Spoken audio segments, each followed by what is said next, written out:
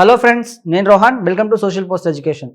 ఈ మధ్యకాలంలో చాలా మంది స్టూడెంట్స్ ఫారెన్కి వెళ్ళి చదువుకోవాలని ఆశపడుతూ ఉంటారు. మరి ఫారెన్కి వెళ్ళి చదువుకోవాలంటే ఎలాంటి ప్రాసెస్ ఉంటుంది, ఆ ప్రాసెస్ ఎలా ఉంటుంది? ఈరోజు మనతో పాటు కెరీర్ కౌన్సిలర్ సంతోష్ గారు ఉన్నారు. వారి మాటలను అడిగి తెలుసుకునే ప్రయత్నం అయితే చేద్దాం. హలో సంతోష్ గారు. హలో అండి. సో ఇందాక నేను అన్నట్టు చాలా మంది స్టూడెంట్స్ ఫారెన్కి వెళ్ళి చదువుకోవాలనుకుంటున్నారు.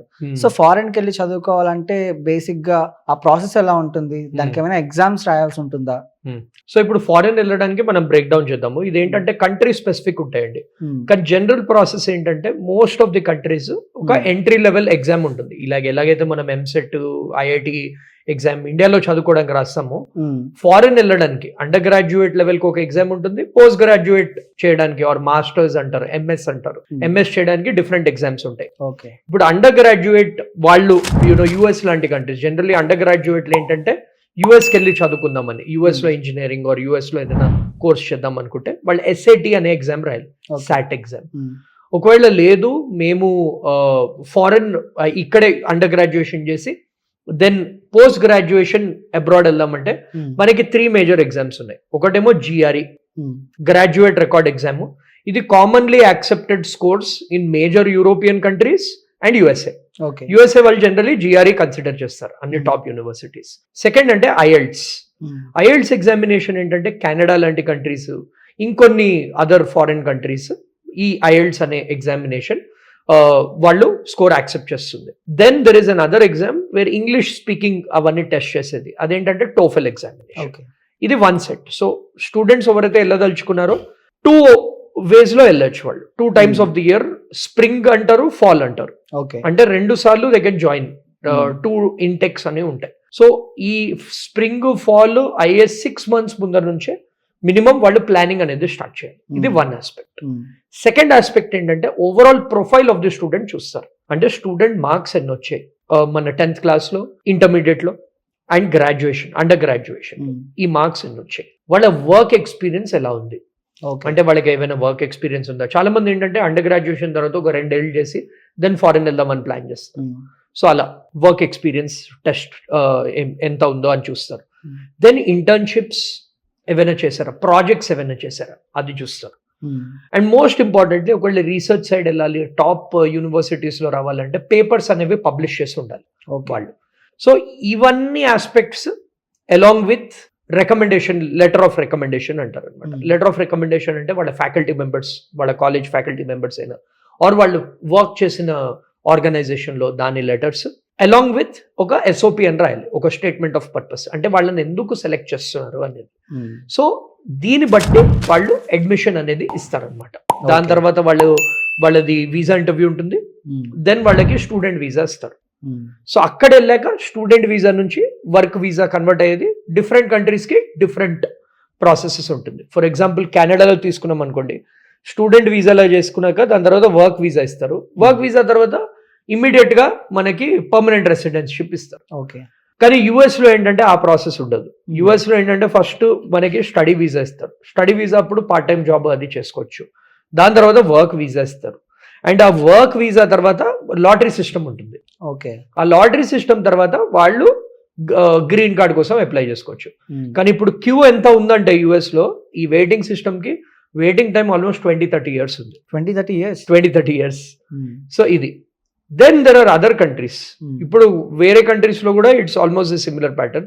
ఆస్ట్రేలియా లాంటి కంట్రీ, ఆస్ట్రేలియాలో కూడా చాలా డిమాండ్ ఉంది. ఆస్ట్రేలియా లాంటి కంట్రీలో ఏంటంటే వాళ్ళు పాయింట్ సిస్టమ్ ఉంటుంది. అంటే ఆస్ట్రేలియా వాళ్ళు ఏం చేశారంటే గవర్నమెంట్ వాళ్ళు కొన్ని జాబ్స్ వాళ్ళు ఐడెంటిఫై చేశారు which they want to fill with foreign students. So అలాంటి జాబ్స్ కోసము వాళ్ళు ఎక్కువ ప్రిఫరెన్స్ ఇస్తారు. సపోజ్ ఒక ఎంబీఏ స్టూడెంట్ ఉన్నారు అనుకోండి, ఫినాన్స్ లో జాబ్ చేస్తున్నారు, వాళ్ళకి 10 points. నేను జస్ట్ ఎగ్జాంపుల్ ఇస్తున్నాను, నేను చాలా హైయర్ లెవెల్లో చెప్తున్నాను. సో 10 points ఇస్తారు. ఒకవేళ మంచి మార్క్స్ ఉంటే ఒక 5 points ఇస్తారు. దెన్ వాళ్ళ వర్క్ ఎక్స్పీరియన్స్ 4 years ఉంటే 5 points. ఆ సిస్టమ్ బట్టి ఆస్ట్రేలియాలో ప్రాసెస్ ఏంటంటే డైరెక్ట్ స్టూడెంట్ వీసా తర్వాత పర్మనెంట్ రెసిడెన్షిప్ ఇస్తారు అనమాట. So this is the overall process. So వాళ్ళ ఎగ్జామ్ ఉంటుంది, వాళ్ళ ప్రొఫైల్ షార్ట్ లిస్టింగ్ ఉంటుంది, ఎగ్జామ్ స్కోర్ ప్లస్ ప్రొఫైల్ చూస్తారు. దాన్ని బట్టి వాళ్ళు ఆ ఆఫర్ లెటర్, దాన్ని I-20 అని అంటారు యుఎస్ లో ఆర్ వాట్ ఎవర్, ఆ యూనివర్సిటీ ఆఫర్ లెటర్ ఇస్తారు. దాని తర్వాత వాళ్ళు ఫారెన్ వెళ్ళి చదువుకుని అక్కడ జాబ్ చేస్తారు. This is the journey basically. Okay, అంటే ఇప్పుడున్న సిచ్యువేషన్స్ లో యుఎస్ లో కూడా మొత్తం సరిగ్గా లేదు అని వింటూ ఉన్నాం. మీరేమంటారు? డెఫినెట్లీ అండి. ఇప్పుడు ఏంటంటే మనం అర్థం చేసుకోవాల్సింది it's always demand and supply. ఇప్పుడు యుఎస్ అనేది ఏంటి, క్రేజ్ అనేది 90s లో వచ్చింది.